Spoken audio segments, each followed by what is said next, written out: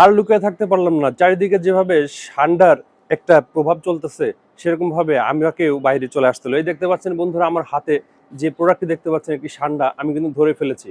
বন্ধুরা, Facebook YouTube খুললেই দেখা যায় ঠান্ডা ঠান্ডা ঠান্ডা ঠান্ডা দিয়ে ভাইরাল, মানে ট্রেন্ডিং একটা বিষয়।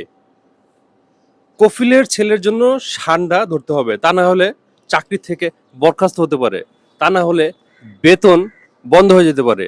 এমনকি আরেকটি জিনিস দেখলাম, বাংলাদেশে নাকি কেউ একজন ঠান্ডা ভেবে গুইসাপকে হসপিটালে ভর্তি রয়েছে। কথাটা কতটুকু যুক্তিসঙ্গত সেটা জানি না। আসলে এই যে ট্রেন্ডিং বিষয়টা, ফেসবুক ইউটিউব এখানে ঢুকলেই এখন এই বিষয়টা চোখে পড়তেছে, স্ক্রলিং করলেই ঠান্ডা, যে কোনো ভাবে ঠান্ডা। অনেক বড় বড় সেলিব্রিটিরা দেখতেছি ঠান্ডা নিয়ে ভিডিও করতেছে। আসলে মূল কাহিনীটা কি? দুনিয়া আপনাকে কি দিচ্ছে? আসলে দুনিয়া যে একটা ধোঁকা সেটা দেখেন। এই ঠান্ডা কোনো ট্রেন্ডিং এর হওয়ার কোনো বিষয়। প্রবাসী ভাইরা যারা আছে বিদেশে থাকে, রেমিটেন্স পাঠায় বাংলাদেশে, অনেক কষ্ট করে, সেখানে ঠান্ডা মানে আমাদের বাংলাদেশে যেরকম গুইসাপ, এরকম গুইসাপের মতো দেখা যায়, ওকে মরুভূমিতে থাকে। সেই ঠান্ডা হচ্ছে সৌদিতে যারা থাকে বা বাইরের কান্ট্রি দুবাইতে যারা থাকে, ওরা হচ্ছে এই ঠান্ডাগুলো খায়। তাদের কাছে একটা প্রিয় খাবার, ভালো খাবার। তো এই জন্য তারা হচ্ছে এই ঠান্ডা ধরার জন্য তাদের যে শ্রমিক রাখা হয়, তাদের যে কাজের জন্য যাদের রাখা হয় তাদেরকে বলে, এবং যে মালিক তাকে বলা হয় কফিল। তো সেটা নিয়ে প্রবাসীরা কিছু ভিডিও দেখলাম, প্রবাসীদের ওনারাও ভিডিও করে। তো সেখানে বলা হয়েছিল যে আহ, এই ঠান্ডা তার মালিক কফিল তাকে ধরতে বলছে, না হলে তার চাকরি থাকবে না, তাহলে তার বেতন দিবে না। তার কফিলের ছেলে হ্যাঁ ঠান্ডা খাবে। তো এই বিষয়টা এখন বর্তমানে ট্রেন্ডিং এ রয়েছে। এখন এই যে ট্রেন্ডিং বিষয়টা পুরো দুনিয়ার মধ্যে এটা ছড়িয়ে যায়, কিন্তু ভালো কোনো কিছু ট্রেন্ডিং এ দেখেছেন? ভালো কোনো কিছু দেখবেন ট্রেন্ডিং এ সেই সব খবরগুলোই আসে যেগুলো কোনো কাজের না। লায়লা মামুন কিছুদিন আগে ট্রেন্ডিং এ আসলো, কি হইলো? কিছুদিন আগে তরমুজ জ্বালা ওই কিরে কিরে মধু মধু লাল, এটা আসলো, কি হইলো? তার আগে ওই যে বাদাম বাদাম দাদু কাঁচা বাদাম ট্রেন্ডিং এ আসলো। এইরকম যে বিষয়গুলো যেগুলো কোনো কাজের না, যেগুলো একটা ফাউল বিষয়, এই সব জিনিসগুলো সবসময় ট্রেন্ডিং এ চলে আসে। অথচ যেখানে কাজের বিষয়, যেখানে মানুষের অসহায় আর্তনাদ, চিৎকার, যেখানে মানুষের গুড কিছু হবে, ভালো কিছু হবে, এই সব জিনিস কখনো দেখবেন ট্রেন্ডিং এ খুব একটা যায় না, ট্রেন্ডিং এ খুব একটা ভালো করে না। কারণ কি?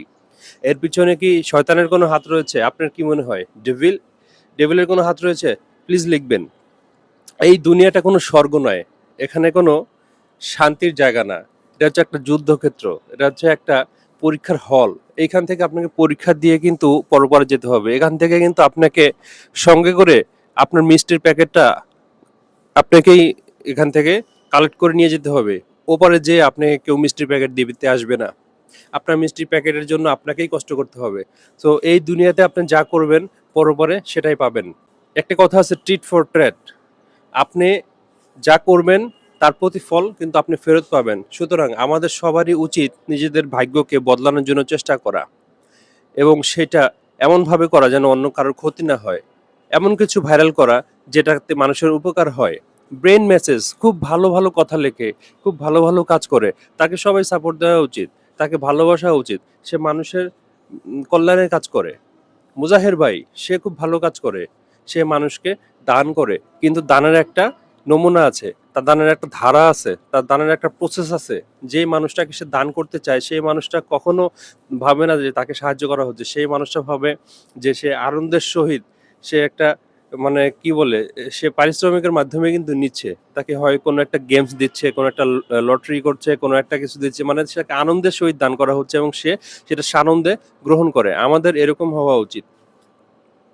আসলে আমাদের দেশটা আহ, একটি ছোট দেশ। আমি বলবো আমাদের দেশে যে ডিজিটাল ডিজিটাল বলে, আমরা আসলে ডিজিটাল না, আমরা হচ্ছে মাত্র 10% শিক্ষিত হতে পেরেছি, 10%। আর বাকি যারা আছে সবাই হচ্ছে কিসের জন্য শিক্ষিত হয়েছে? সবাই শিক্ষিত হয়েছে পেটের জন্য, খাবারের জন্য, চাকরির জন্য।